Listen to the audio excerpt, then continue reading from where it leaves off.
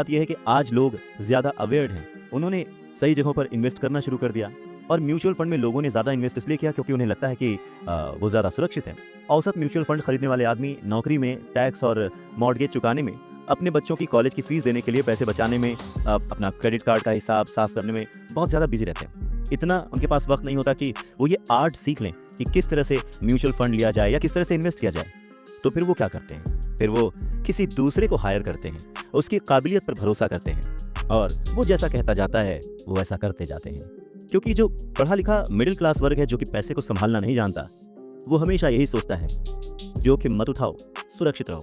और असली प्रॉब्लम यही है कि पैसे की समझ न होने के कारण लोग खतरों का सामना करते हैं। उनके सेफ रहने के पीछे की इच्छा, यानी हमें कुछ ना हो, उसके पीछे का असल कारण यह होता है कि उनके पास पैसे की तंगी होती है। उनकी जो बैलेंस शीट होती है उसमें खर्चे ज़्यादा होते हैं, इनकम कम होती है। या यूँ कहें कि उनकी संपत्ति वाला यानी एसेट वाला कॉलम खाली रहता है तो कोई गलत बात नहीं होगी। और जब सचमुच जिंदगी में वो once in a lifetime वाला मौका आता है ना, तो ये लोग उस मौके का फायदा नहीं उठा पाते क्योंकि इनके पास पैसे ही नहीं होते इन्वेस्ट करने के लिए। अगर पैसे की समझ आपको है तो आप थोड़ा थोड़ा निवेश करके बूंद बूंद से सागर भर के अमीर हो सकते हैं।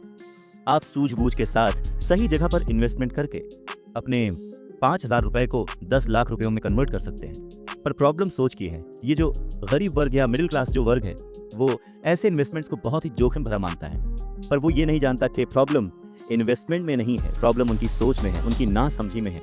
वो ये नहीं जानते कि पैसा कहाँ लगाना है। वो हमेशा अपने पैसों की जिम्मेदारी दूसरों पर लाद देते हैं और उसके लिए खर्च भी करते हैं। तो अगर आप भी दूसरों की तरह सोचते हैं, घर को एक एसेट समझते हैं, इन्वेस्टमेंट करने से डरते हैं, सेफ रहना चाहते हैं, तो ये समझना ज़रूरी है कि आप किसी के लिए काम करते हैं। सैलरी पर काम करने वाले बहुत ज़्यादा लोग मालिक को या फिर अपने शेयर होल्डर्स को अमीर बना रहे होते हैं। एक्चुअली वो उनके लिए काम कर रहे होते हैं। आपकी कोशिशें, मेहनत और सफलता से दरअसल आप नहीं सफल होते, आपका मालिक सफल होता है और उसे उसके रिटायरमेंट के लिए मदद मिल रही होती है।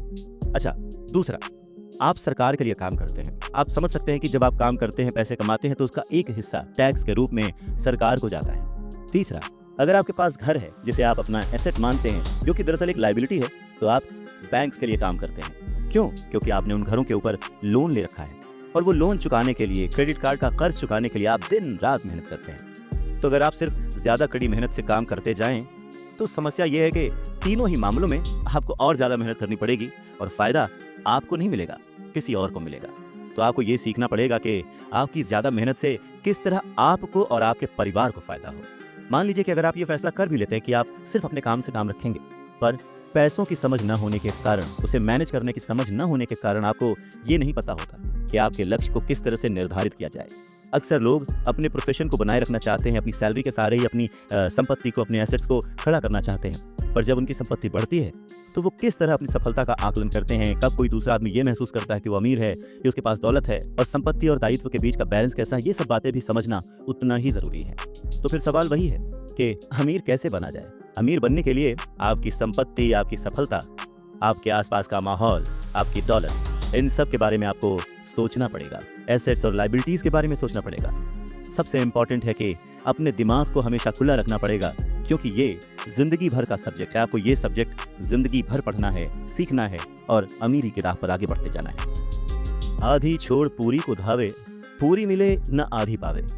मुश्किल के दौर में, गरीबी के दौर में अपने आप को कैसे संभाला जाए, अपने आप को कैसे गरीबी से उबारा जाए, इस बात को समझाने के लिए रॉबर्ट टी कियोसाकी बहुत ही अच्छा एग्जाम्पल देते हैं। वो कहते हैं कि एक दिन कर्ज लेने के लिए, क्योंकि उनकी माली हालत खराब हो गई थी, तो उन्होंने अपने नए गोल्फ क्लब, आर्ट कलेक्शन, किताबें, स्टीरियो, टेलीविजन, उनके महंगे कपड़े, घड़ियां, जूते और बहुत सारी ऐसी चीजें लोन वाले पेपर में जो संपत्ति वाला कॉलम होता है उसमें लिख दिया, एसेट्स में लिख दिया और भेज दिया।